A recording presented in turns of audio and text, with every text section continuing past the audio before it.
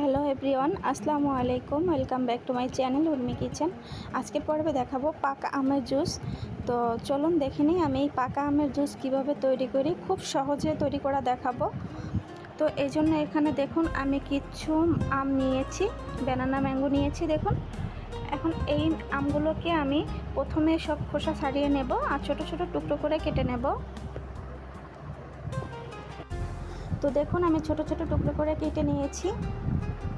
এখন একটা ব্লেন্ডারে ঝাড় নেব। এখন এরই মধ্যে অ্যাড করে দিচ্ছি আমি খাবার লবণ। আপনারা চাইলে এখানে বিট লবণ ব্যবহার করতে পারেন। আমার কাছে বিট লবণটা ভালো লাগে না, তাই দেইনি। আপনারা চাইলে দিতে পারেন।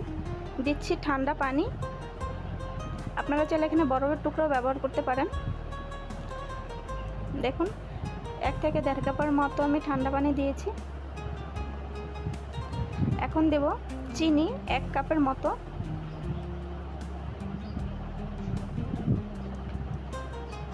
এখানে আমি লাল চিনিটা ব্যবহার করেছি, আপনারা চাইলে যে কোনো চিনি ব্যবহার করতে পারেন।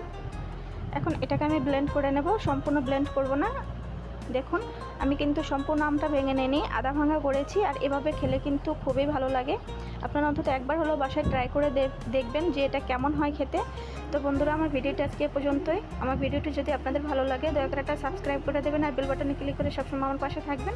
আর আমার এই ভিডিওটি কেমন হয়েছে অবশ্যই কমেন্টসে জানিয়ে দেবেন। তো আমার ভিডিওটা আজকে পর্যন্তই। সবাই ভালো থাকবেন, সুস্থ থাকবেন। আল্লাহ হাফিজ।